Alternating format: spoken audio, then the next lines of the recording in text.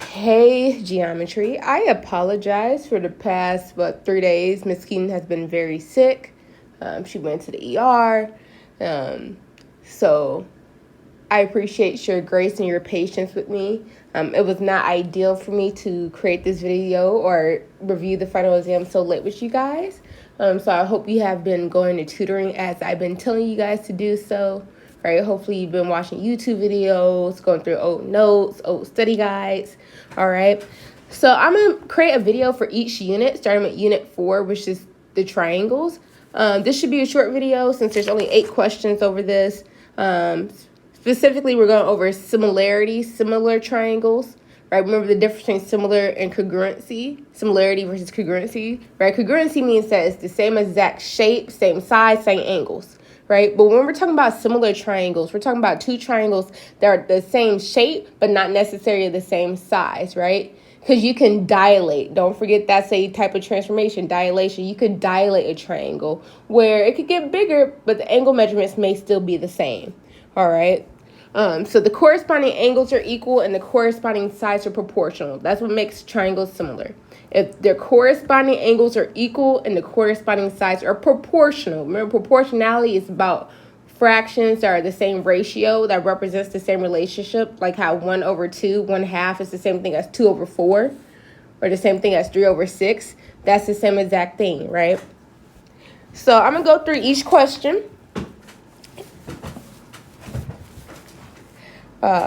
And hopefully for my red days that Mr. Kester at least was able to go through Unit 4. I think Unit 4 was a struggle for all of us, which that's okay, right? We expect struggle, that's okay. There's no progress if we don't come through a struggle, all right? So similar triangles, all right? Given number 1, given that triangle LMN is similar to QPR, find RQ.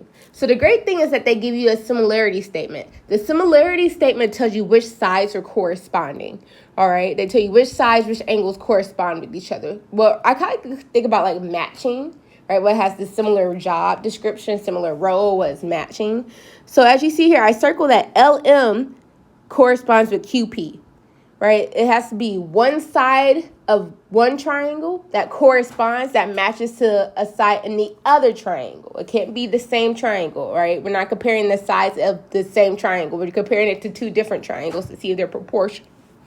So LM is similar to QP. So we don't have to prove that they're similar. They always tell us that they're similar. They're corresponding. And as you see here, I have box MN corresponds with PR. So once again, corresponding sides are proportional. Proportional are ratios that are equal to each other. That represents the same relationship. Fractions that are equal. So I have LM, which corresponds with QP, which is that 8 and 12. Equals is proportional to MN over PR. So I set this up as a proportion, all right? Then you have to cross multiply to solve for x. That's the first step, cross multiply to solve for x. So 8, and when you cross multiply, you're multiplying the diagonals. You're setting them equal to each other. The diagonals, when you multiply them, should equal to each other. The diagonals of the fractions. 8 times 2x plus 2 is equal to 12 times x plus 5. You should distribute, all right? Distribute. So you have 16x plus 16 is equal to 12x plus 60. I moved the 12x. You're really solving for variables. Remember, your goal is to always get one of the variables on one of the sides. So I moved the 12x over with the 16x just because there's nothing wrong with negative numbers. I like negative numbers. But I think we're just so used to seeing x on the left-hand side. That's why I moved it over there. So 16x minus 12x is 4x. And when you subtract 16 on both sides, 60 minus 16 is 44. And to get x by itself, we do the opposite of multiplying. This is 4 times x. 4 times some number equals 44. 4 times some number equals 44. Well, how in the world am I supposed to figure out what that number is? 4 times what number? Right? So we're going to do 44 divided by 4, the opposite of multiplying. 44 divided by 4, which is 11. X equals 11. However, they're not asking you to solve for x. They're asking you to solve for RQ. Now, RQ is 2x plus 5. Well, we know what x is now. We know x is 11. So why don't we substitute in 11 for x. 2 times 11 plus 5. Well, 2 times 11 is 22. And 22 plus 5, well, 2 plus 5 is 7. Let's see, that's 27. So RQ is 27. All right. So we didn't have to figure out if they are similar. They tell us they're similar. We just have to determine what RQ was, and we set up those corresponding sides as proportional. And that's the key thing when it comes to your final exam, is just making sure you're setting up corresponding sides as proportional. All right? Corresponding sides as proportional. Remember that for your final. All right? Ms. Keaton's trying to help us out here now.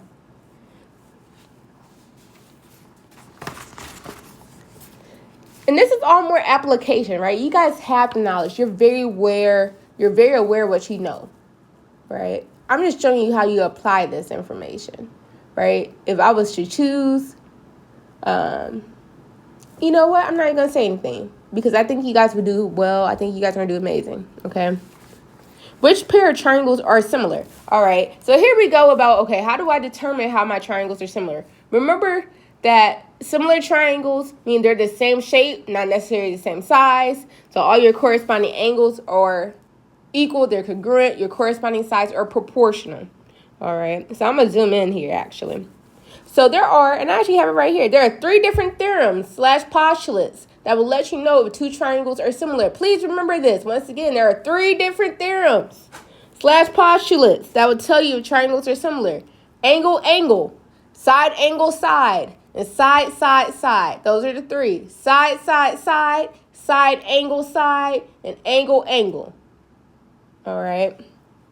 Angle, side, side does not exist. Side, side, angle does not exist. Even for congruency, it does not exist. All right.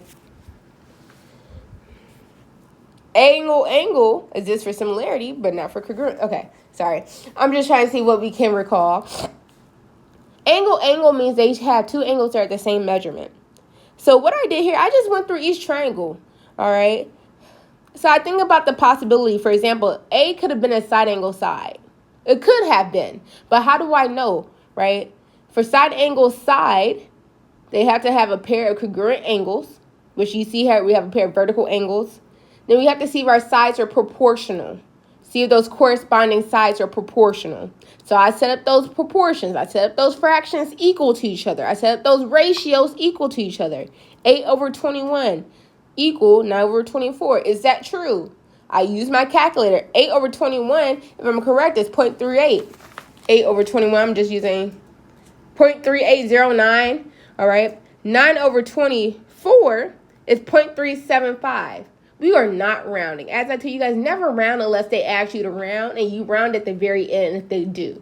Because we want to be as precise, as accurate as possible. And 0.375, when we look at the number line, is not the same as 0.38, right? 37 is not the same as 38. 37.5 is not the same as 38. So since these fractions are not proportional, they are not similar. All right. B. This could be proportional by side angle side again, right? They share an angle. Most important thing, and you'll see a triangle like this on your final, is understanding that you do have 2 triangles here. You have a triangle inside, you have a small one inside of a large one. You have a small one inside of a large one. So they do share an angle. That's the first thing. They share an angle. So since they share an angle, we know there's a congruent angle. What angle do they share? I have it highlighted right here. Here, they share this angle right here. This one. Because we have a triangle inside of a triangle, they share an angle.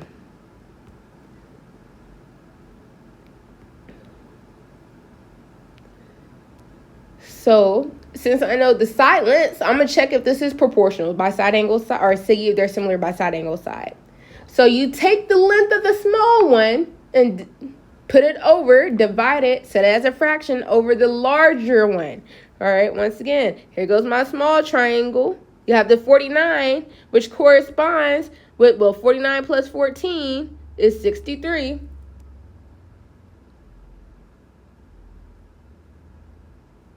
And we're going to see if that's proportional to Well, here goes my small triangle, 42, which has a corresponding side of 54. We're going to see if those are proportional.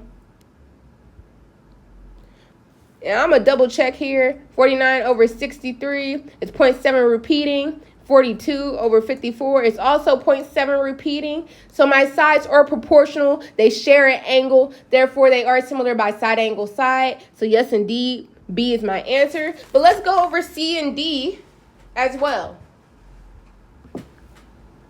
Let's go over C and D.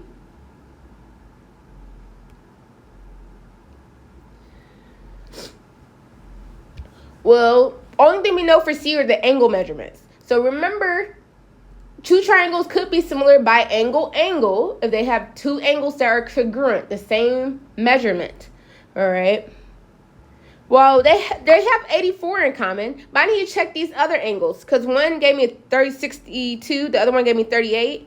Well, those are not congruent, but there is a third angle, and we know how to find the third angle of a triangle because a triangle has a total of 180 degrees. So I just do 180 minus 84 minus 62, which gave me 34.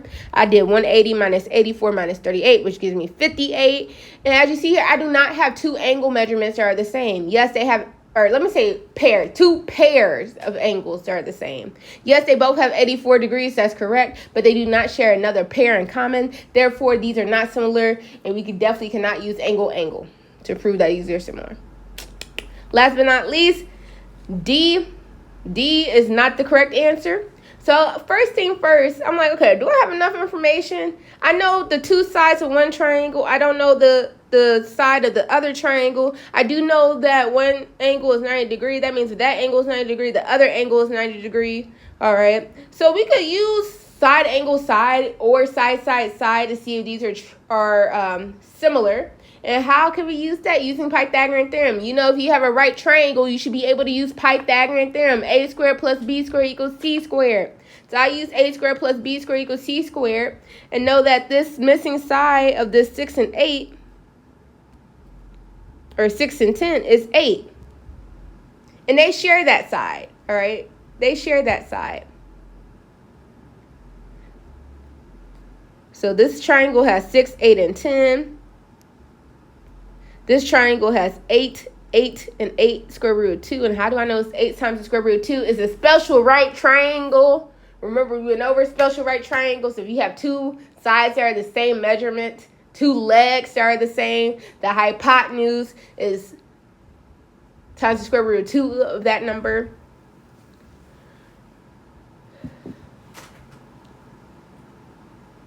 So 6 over 8 is not the same thing as 8 over 8. All right. Therefore, they're not proportional. All right. That's why it's not D. All right.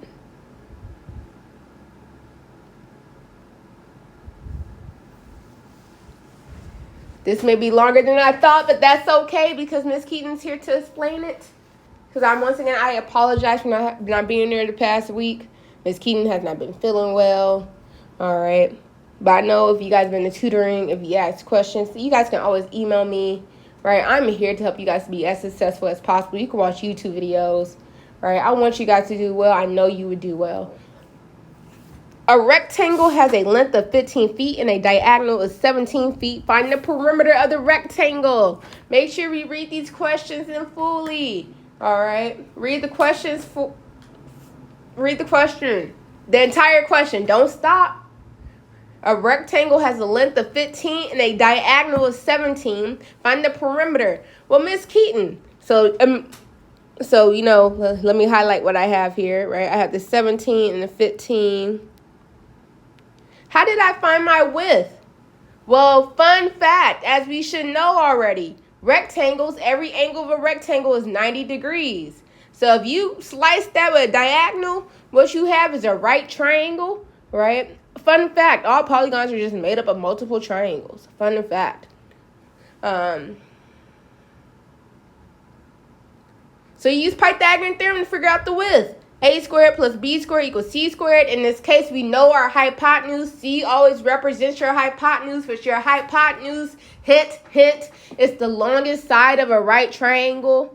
It's the one across from the 90-degree angle, all right? So a squared plus 15 squared equals 17 squared. Remember, when you're squaring a number, you're multiplying it by itself. 15 times 15 is 225. 17 times 17 is 289. All right, my goal is to get a squared by itself. When you have a variable involved, and depending on the question, right, if it's just one variable that's unknown, your goal is to solve for it. Get it by itself, right? Even if they say you have an x and a y, solve for x, right? Your goal is to get x by itself. So you move everything, you move whatever's attached to that variable. And what you see here is what's attached to a squared is a plus 15 squared. So I'm going to do the opposite so I can get that a squared by itself. So I'm going to subtract that 15 squared, that 15 times 15 on both sides. 289 minus 225 is 64. And the square root of 64, remember, you need to take the square root of the end. The square root is the opposite of squaring a number. Once again, to square a number, you're saying this number multiplied by itself equals this. The product of two numbers is this. Two numbers are the same, like 2 times 2 is 4. 3 times 3 is 9. 3 squared is 9. 4 times 4 is 16. 4 squared is 16. So when I say take the square root of 16, we're trying to think, what number multiplied by itself give you 16? What number multiplied by itself give you 64, which is 8? So my width is 8. All right, my width is 8.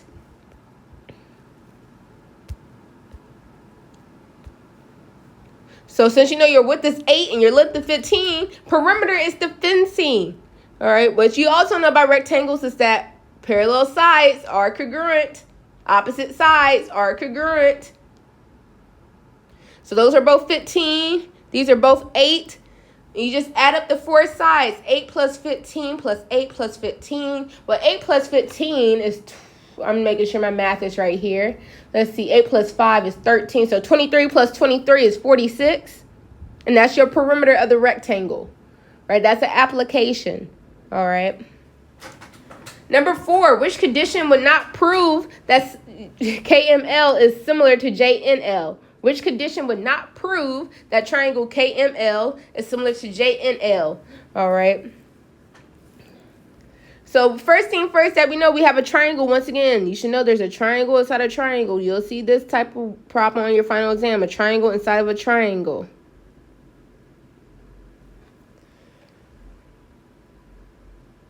All right. LKM is similar to LJN.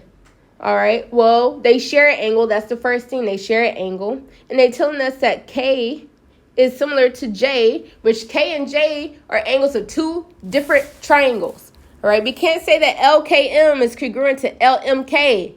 All right. That does not tell me anything about the two triangles that we're trying to prove similar. All right. So yes, LKM, and they are corresponding, similar to LJN, would prove that they are similar because they share angle L. That's the first thing. They share angle L. And K and J are corresponding. So that would prove that they are similar by angle.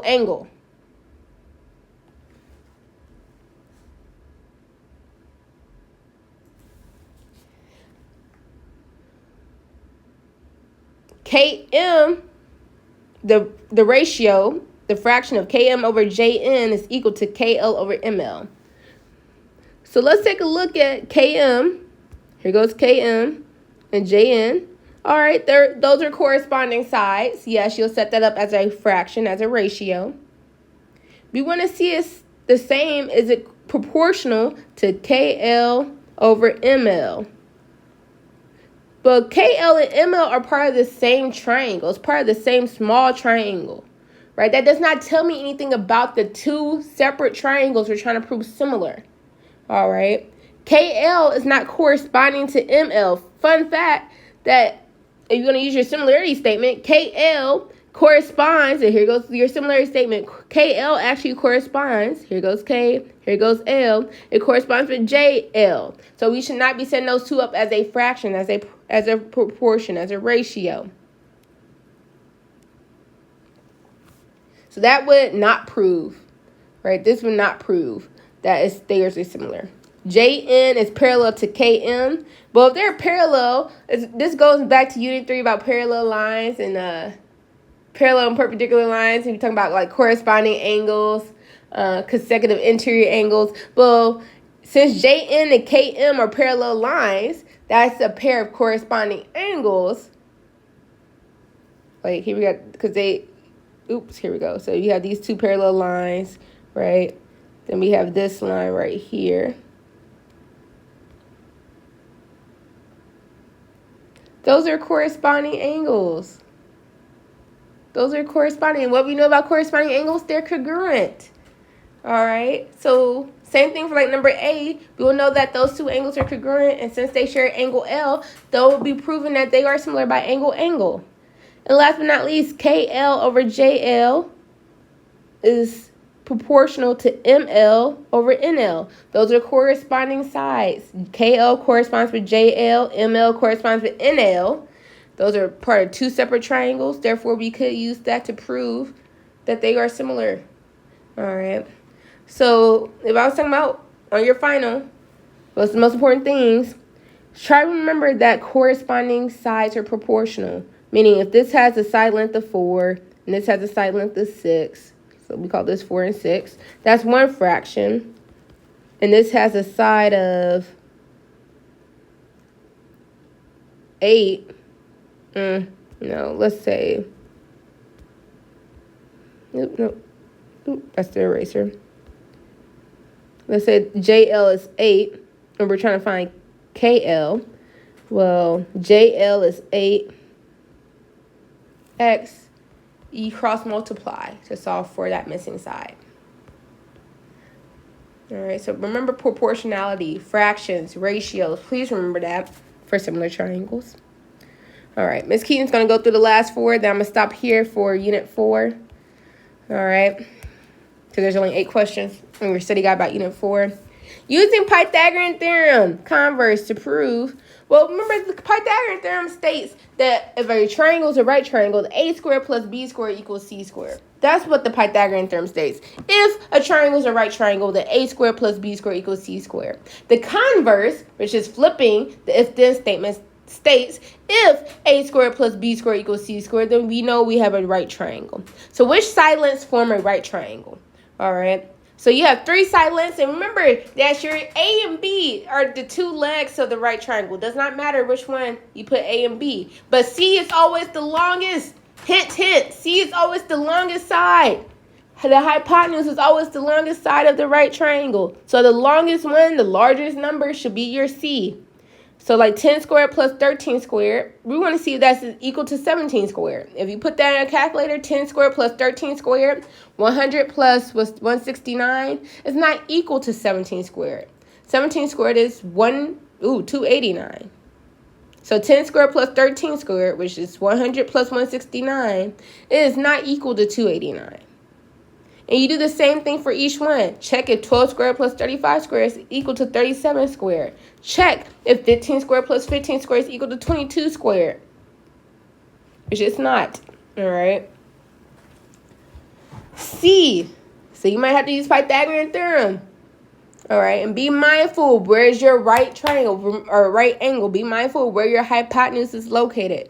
Here, let me draw a triangle real quick for us, which I already did for like number 3, where they gave you your diagonal, which is 17, and that's 15.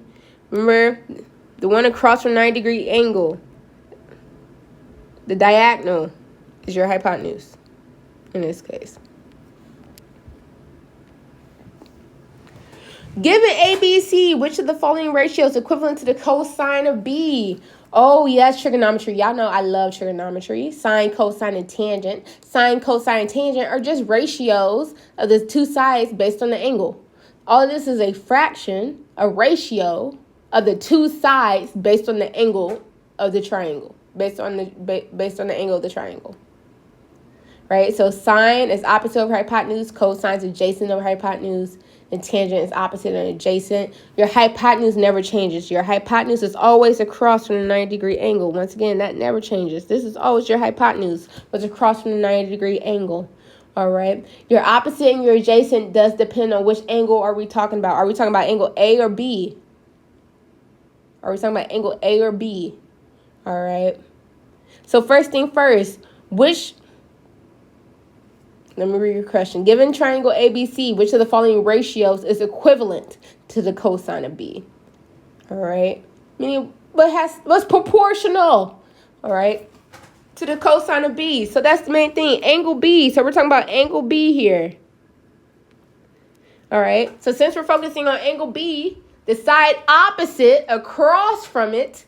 All right. So the side that's not, first thing first, label your hypotenuse. Your hypotenuse never changes. No matter if you're looking at A or B, your hypotenuse is always across from the right triangle.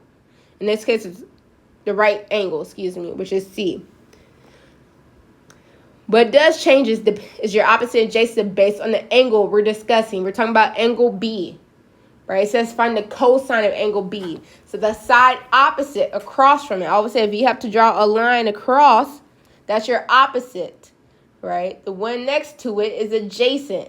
The one that's not the hypotenuse is adjacent, all right? So the adjacent is 36, but they didn't tell us our hypotenuse. But this is a right triangle, so we use Pythagorean theorem to figure out what my hypotenuse is. All right, a squared plus b squared equals c squared.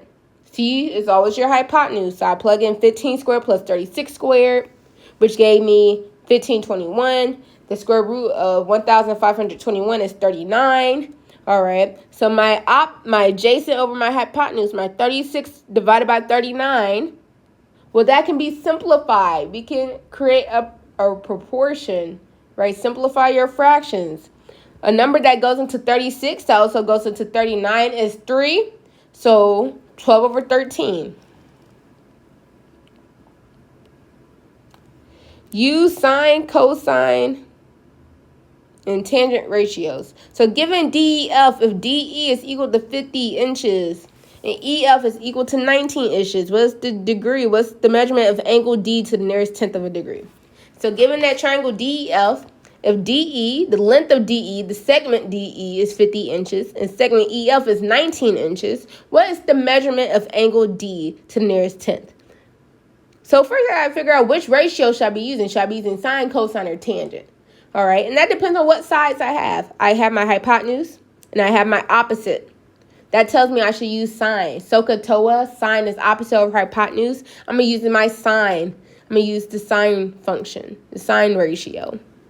So sine of angle D is my opposite of hypotenuse, which is 19 over 50. And to remember to find angle measurements, you always use the inverse function. Use the inverse function when you're trying to find angle measurements with that little -1. If you're looking for angle measurements, use the inverse function. The inverse of sine inverse of 19 over 50 is 22.33368266. So it says round to the nearest tenth, so 22.3. Last but not least, I feel like I did a lot of explaining for the similar triangles. That's why this video is longer than I thought. What's the vertical height of a roller coaster below? Sorry, I read this wrong. If the vertical height of the roller coaster below is 315, find D to the nearest foot. All right, so it's kind of hard to see the right angle right here, but hopefully you can see your right angle here.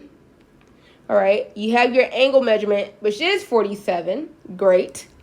And we know the vertical height is 315. I need to find D, which is my hypotenuse. Well, 315 is my adjacent. 315 is right next to 47. And D is my hypotenuse. Well, I need to use my adjacent over hypotenuse, which is, again, is cosine. So I set this up as the cosine of 47. So let me actually, before I did all this, I set this up as the cosine of 47 is equal to 315 over D. My goal is to get D by itself, so I multiply both sides by D. If D is in the denominator, you multiply both sides by D. Then I divide it by cosine of 47. Once again, cosine of the angle is an actual number. Cosine of 47 is that ratio, is that fraction of 315 over whatever number it's supposed to be. Right? So once again, cosine of 47, if I use my calculator, cosine of 47 is 0.68199836601. That means this fraction of 315 over whatever number it's supposed to equal 0.6819999. Yes. So since cosine 47 is an actual number, I do 315 divided by cosine of 47, which gives me 461 point something. Sorry, 461. I have a calculator set up here. or I've done this study guide like a million times, so I know the answer is straight from the top of my heart. 47, top of my brain. 461.87, which it says round to the nearest foot. 46.187 rounds up to 462 feet. That's the diameter. That's the hypotenuse. That's how long that diagonal is. All right. So if you struggle with, do some Googling. I know you guys be watching YouTube videos in class, be watching Netflix and whatnot. So you guys can YouTube videos. That's why I also include like the concept, like solving real world problems using right triangle trigonometry. Google that. YouTube a video. Use Khan Academy. Same thing. Solve problems in triangles using sine, cosine, and tangent. Google it. YouTube videos. Khan Academy. You have an online textbook. Same thing with find side and angle measurements in similar triangles using algebraic method. You guys can look this up. You're very capable students. All right, you have multiple resources. If you guys can watch YouTube, TikTok, Instagram, Snapchat in class, I know you can watch videos at home covering this material. All right, if you did not go to tutoring, please use time wisely. All right, that's the only thing I ever ask for you guys is that you do what you need to do. I don't expect anything more or less besides what you are expected to do, right, as students. So I'm going to create a video for Unit 5, circles. Hopefully, that one definitely might be a little longer, but that's okay. All right.